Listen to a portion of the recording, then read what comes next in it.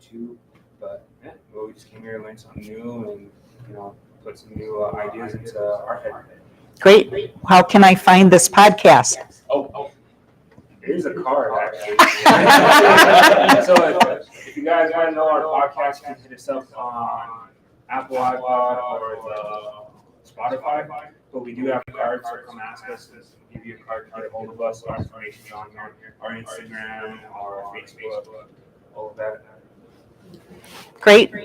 And what is your what do you talk about on the podcast? So we talk about what's going on our reservations. My buddy Josh, he is up in California in Palm Springs. Miko, he's in Pine Ridge, and I'm in Rosebud.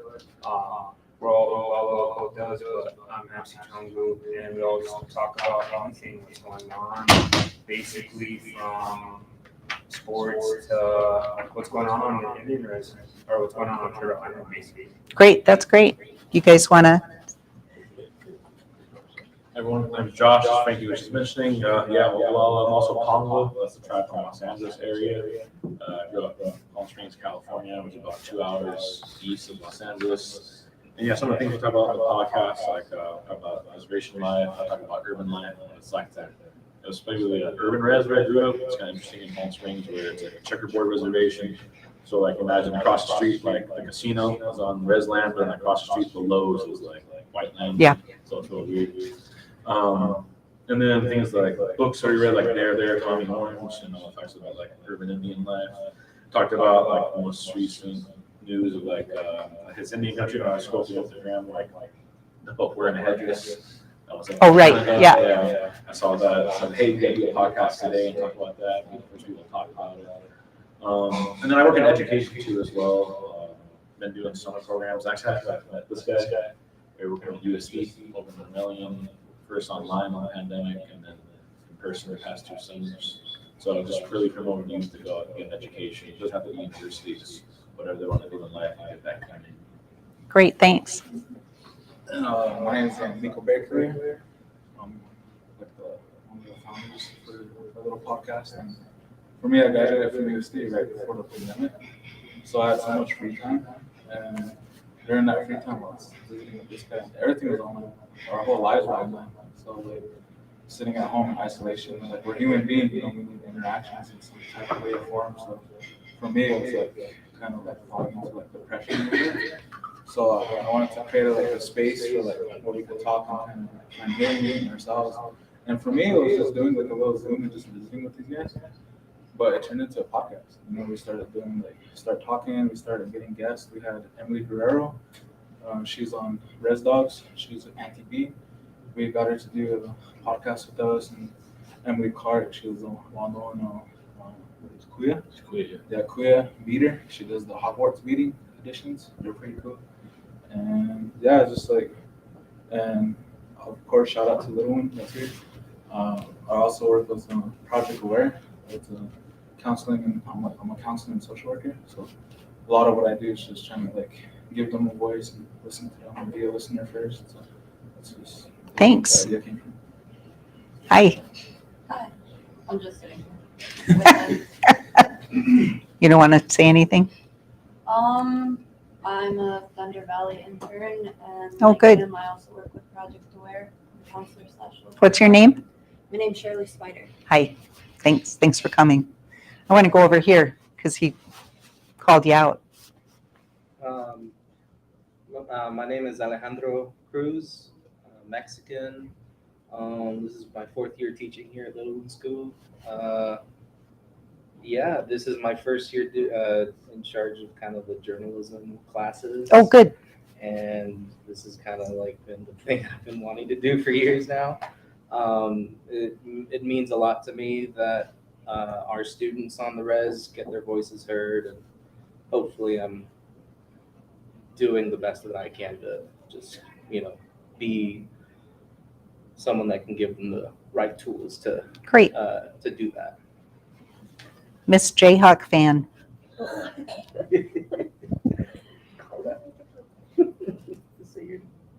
Sheena, I won the journalism. She's our photographer for the day. Okay.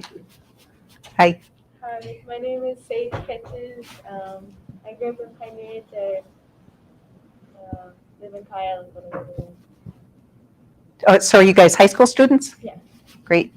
You like journalism? Yeah, I like this class. Great. Well, it gets you out of town, come up to Rapid Yeah. City, right? You want to introduce yourself? I'm Tatanka Catches. I grew up on Pine Ridge. I really like journalism because I'm trying to get myself more into photography.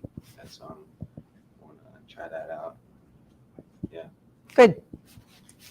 Hi, my name is Joey Gurkin. Was born in Pine Ridge. I've been here my whole life, and I'm just happy to be here and learn from all kinds of other people. Great. Nice. Hi, you guys. I'm Itapi. My name is Larry Swally. I am currently work as a social worker in Pine Ridge. I have a bachelor's degree in communications since 1984, and I have a AA degree in interior communications electronics with the United States Navy in 1987. And, was a police officer. Worked at Key Radio for a short stint. And, I've been in several movies, including Skins and Crazy Horse. And I'm just interested in this summit, and we're really glad to see that it's opportunities are becoming more for our people. Great, thanks. Mr. Tubles. My name is Richard Tubles of Ogallala. I worked in media here since probably 10 years.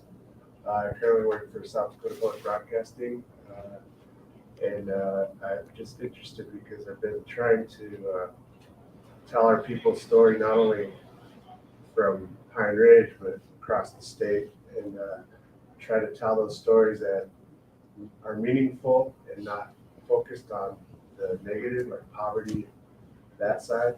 So I'm just interested in this summit, you know, the whole thing, obviously, as a journalist professionally. And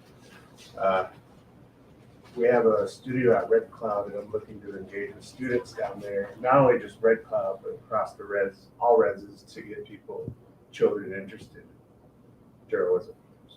Yeah, great. Hi, you guys. Oh, hi, I'm Debbie Phelps. I work at Thunder Valley CDC.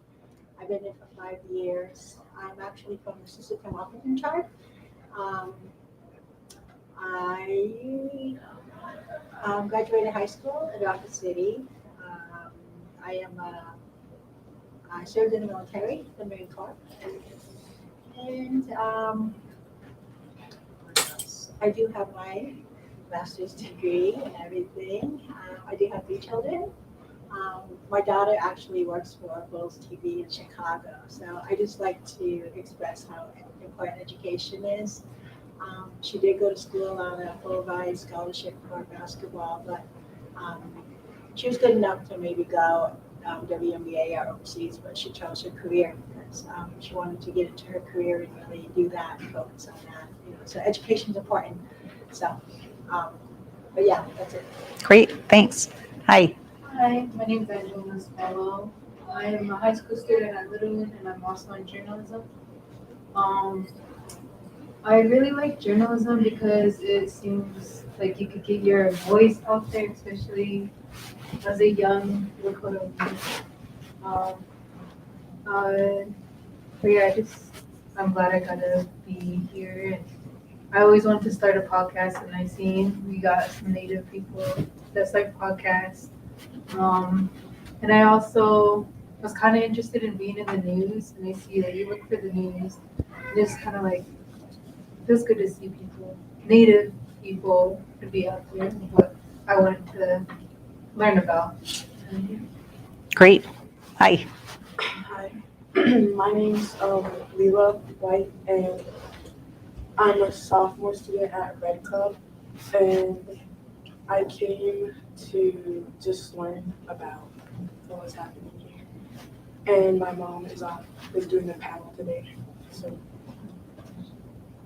Thanks for coming. Hi. My name is Melania and I'm a sophomore at Red Club, and I just came to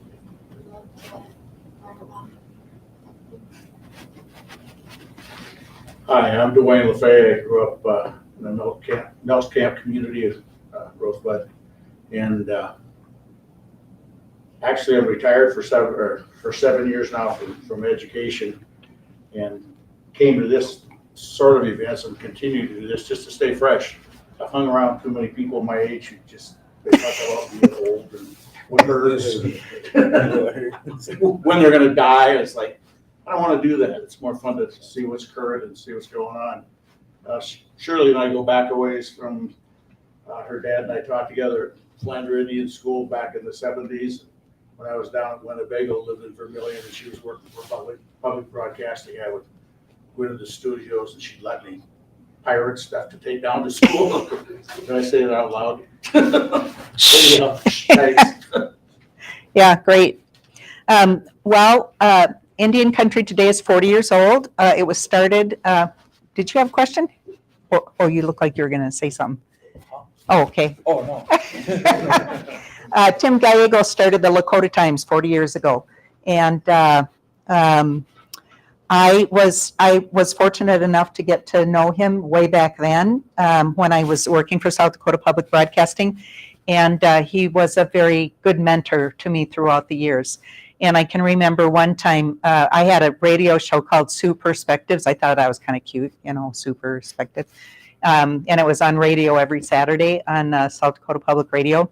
And one of the things that I did was a newscast, like we do a news summary, and I was reporting on a pueblo in New Mexico, and I said it was the Acoma Pueblo. And Tim said, "Oh, Shirley, I was hoping that you would say it right." And so anyway, one of the things that he taught me was the importance of getting to know people and what you're talking about and the subject matter. And when I went to college at South Dakota State University, I took American Indian Studies, and I've just been really fortunate to be able to be in a position to get to know about tribes all over the country and indigenous people all over the world. And I just love that. And I worked at Vision Maker Media for about 16 years, and we produced documentaries for PBS. And I got to work with filmmakers all over the place. In fact, Sarah, was talking about that film tonight. I worked with those filmmakers on other projects, throughout the years, and it's just been so much fun to be able to be on the ground floor of being able to tell Native stories. And the reason I do this work is because I'm angry, and I've carried this anger my whole career, in the fact that I see so much misrepresentation of our stories and our lives. And so I decided that I should channel that anger into doing something about it. And so that's how I ended up working for the ICT newscast with Aaliyah Chavez. And Aaliyah Chavez is 26 years old, and she's a graduate of Stanford in journalism. And she's just one smart cookie, she's, I like to say she's a dog with a bone, in the fact that she wants to tell this story and she wants to get it right. And Jared, right? Hi, how are you? Good, how are you? I haven't seen you for a while. You should introduce yourself. This is going to be one of your speakers too, right? Yeah, tomorrow. Wahe Pinita and Havan and Usete Nakia, Minana Aninin Nahasihin Jared Work. Hello everyone, my name is Jared Work. I'm Ani and Lakota from the Fort Belknap Indian community in Montana. And I'm a reporter and photographer for Underscore News based out of Portland, Oregon. And we cover the urban and rural indigenous communities up in the Pacific Northwest. And yeah, excited to be here. And Underscore is actually a partner of ICT. And we work very closely with that news organization and covering stories in the Northwest part of the United States. One of the things about being in journalism is that there's always stories. You guys know this. You're in journalism, you know that there's always a story. And we like to take a look at stories that are local and translate those into how they affect Native Americans all across the country and Indigenous people around the world. So that's one of the things that we're doing. So I worked for South Dakota Public Broadcasting for about 10 years, back when I was young and skinny. And I did a program on Buddy Redbow, who was a Lakota rock and roll and country western singer back in the day in the 80s. And I still hear his songs on Keeley radio. But he really was a groundbreaker in media and getting Native American voices in the mainstream public. And it was just a real joy for those guys to dust off the tapes and do this interview with me the way I am now. When I was, my gosh, that was 30 years ago. So that was a long time that I've been in this business. But like I said, I think it's just extremely important that we get to tell our own stories. So I did go to journalism school, and at Indian Country Today, after Tim Gallego sold it to the Oneida Tribe of Wisconsin, it turned into this really slick magazine that they just couldn't sustain. And so the Oneida Tribe donated it to the National Congress of American Indians, and they kind of sat on it for a little bit and then hired Mark Trahant to breathe some life into it. And so that's when it became an all-digital publication and not a newspaper or not a magazine anymore. So it's online, IndianCountryToday.com or ICTnews.org. We're a nonprofit news organization, and I just wanted to talk to you a little bit about what a nonprofit news organization means. Do any of you guys read the Rapid City Journal? Takes about 2 seconds right now. Journalism is going through amazing changes, massive changes, and we're seeing an industry really imploding and exploding through different forms of revenue and how they survive and exist. And when we started up again with the website, we're a hybrid between a pure public television programming that, you know, the ICT newscast is on 75% of the PBS stations around the country. It's on several streaming platforms, Free Speech TV, Hulu, Apple Plus, a number of different platforms. And we're also on some local access stations. Like if you go to Philadelphia, you can watch the show. I'm just really gratified that so many people have shown an interest in this program, and our carriage has really gone through the roof this year. We've only been around for 3 years. We were started in Patty Telehungva's living room during the pandemic, and we started just to give tribal people an update about what was going on in the pandemic. And because we couldn't talk to each other anymore, we all had to wear our masks, which I should still be wearing, and we couldn't go anywhere. Zoom really took off, and so we just started out being a Zoom-based news show. And we did that for about 9 months, and then we moved into the Phoenix Indian Center as a studio just because nobody was there because of the pandemic. And it was free. They had free parking. They really liked that. But our true partnership began about 18 months ago with Arizona PBS. And if you guys want to go to college, Cronkite School, Walter Cronkite School of Journalism and Mass Communications is one of the best in the country. South Dakota State University is where I went to school, and at that time it was a really good journalism school. University of South Dakota has, you know, I mean, everybody offers at least a few journalism courses. But these days, this is the camera that I primarily use. I have an external mic and a tripod, and it's really nice to be able to get the kind of quality for broadcasts that you can by just, you know, using this little phone and an external mic. I also carry this one around that has this microphone on it. It's just a very basic, very cheap digital SLR. But, you know, after coming from a documentary film world where, you know, it would take 2-3 years to make a documentary film, like the one that you'll see tonight if you go see that one. We had the filmmakers on the show right before they premiered at Tribeca, and so I got to watch that show. It's about 2 hours long. It's really good. And the way that they put that together, using archival photos and old stories and poetry and music and dance. It's really quite an awesome film. It deserved to be in the Tribeca Film Festival, which is one of the most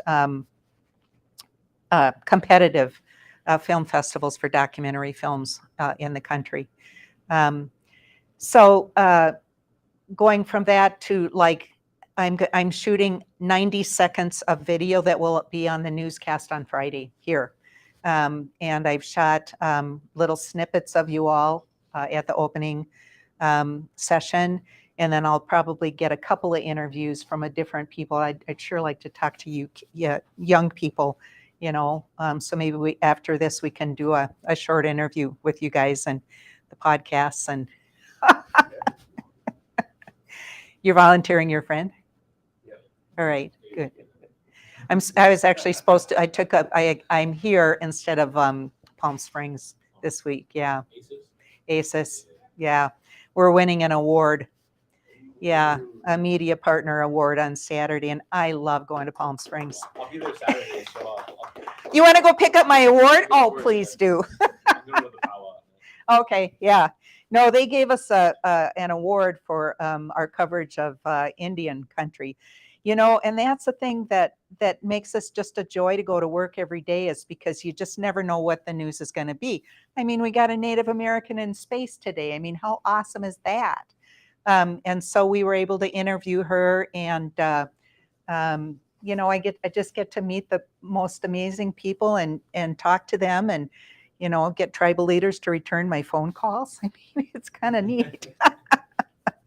But when Mark Trahant decided to take the program out of the mothballs and really revive it, he was just really deliberate about making sure that everybody that works there is Native American or indigenous heritage. And so everybody that works there, except we have one ally who is in marketing, but everybody else is an enrolled tribal member. And then we have one lady that's Hawaiian. So that's it. And the thing about our broadcast that makes it different from anybody else's is that we don't explain things to you. I mean, we don't say the Pine Ridge Reservation is the poorest, county. I mean, we tell stories that are uplifting. I mean, we don't avoid controversy because, as you all know, there's a bunch of controversy amongst our tribes and a bunch of problems and stuff. But we try to go beyond the basic problems and what we call poverty porn. I'm sure you've heard that before. And to really talk about those problems, but then also talk about the solutions and people that are doing things out there that are really combating hatred and combating misinformation and really exposing what we believe is the truth from an Indigenous standpoint.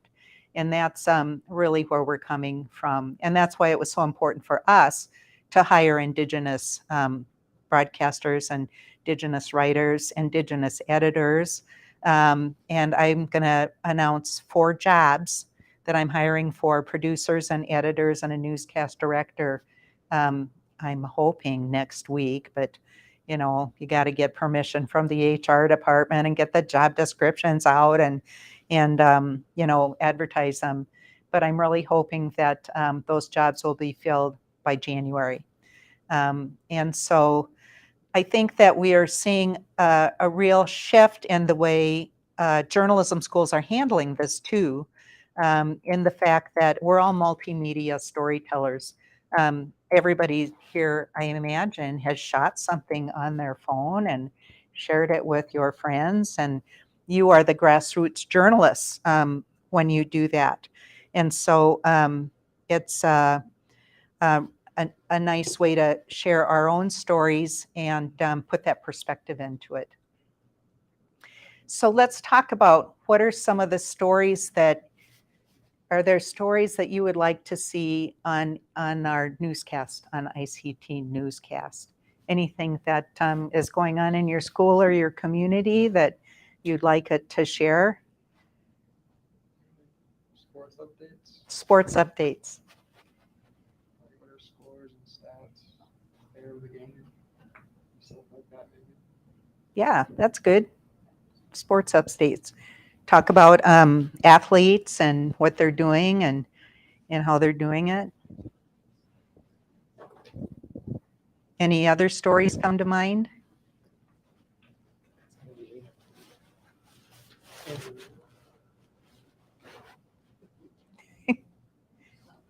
Stories. You want to tell us some stories? I can't think of anything right now. School.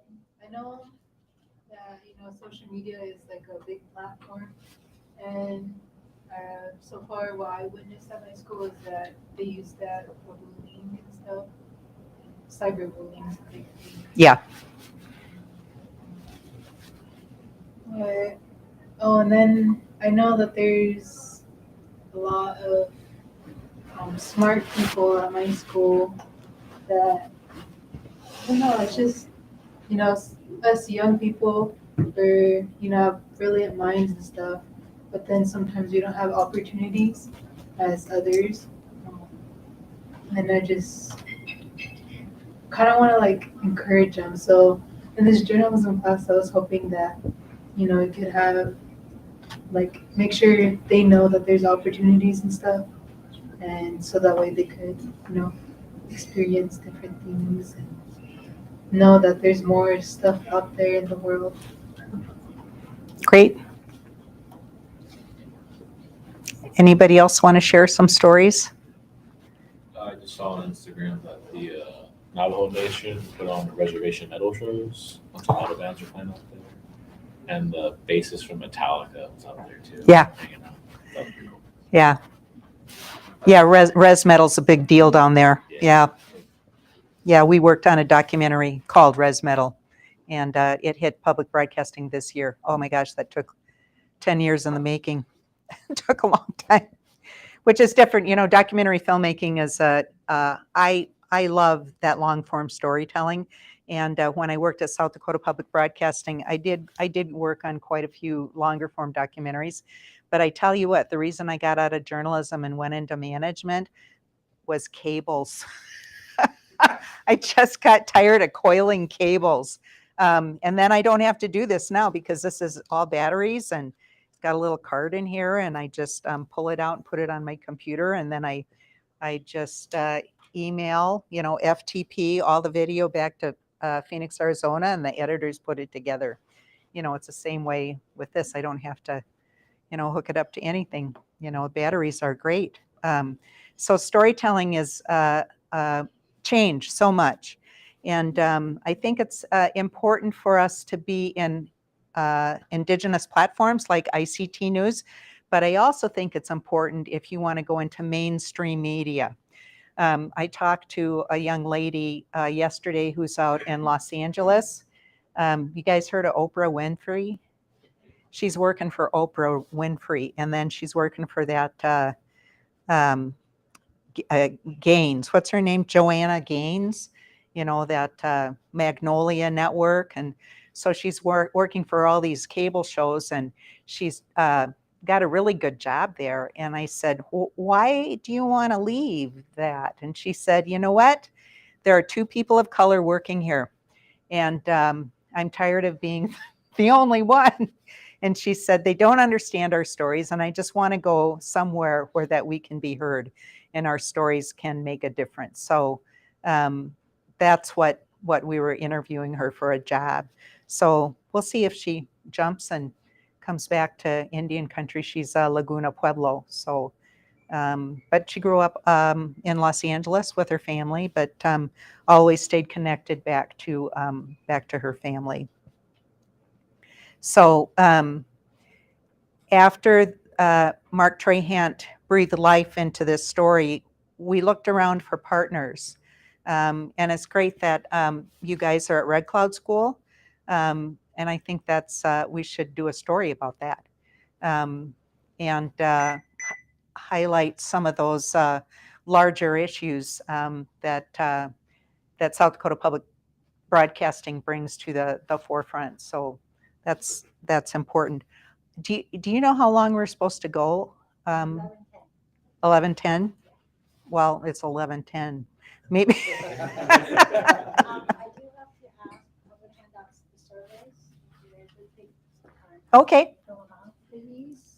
sure. So anyway, watch the news show. And like I said, if you want to contact me, my email address is easy. It's shirley@ictnews.org. And pitch some stories to me. We have always welcome young people to tell stories with us. And I always have internships open and would love to see you guys to be part of that. So Do you all sign up in like cooking sessions and stuff? cooking? Yeah, like cooking sessions. Probably not. Okay. We interview chefs, and I've done segments on chefs. But I mean, it's only a half-hour newscast. But we do sports. We are adding a sports to our broadcast. We're probably going to merge with ndnsports.com. Oh, that's cool. Yeah. Throughout, yeah, it's going to be a long process, but we'll probably in about a year, you heard it here, keep it under your hats, but we'll probably announce a merger next year. And we're also talking to Lee Enterprises, which does the Rapid City Journal, about a partnership in reporting here. So we'll have a reporter based here in Rapid City, an Indigenous reporter in Rapid City that we'll share with folks. So, well, I appreciate y'all coming, and good luck, and hang in there and be a journalist, because we need to tell our own stories. Thank you. And we need to go warm up. I'm just cold.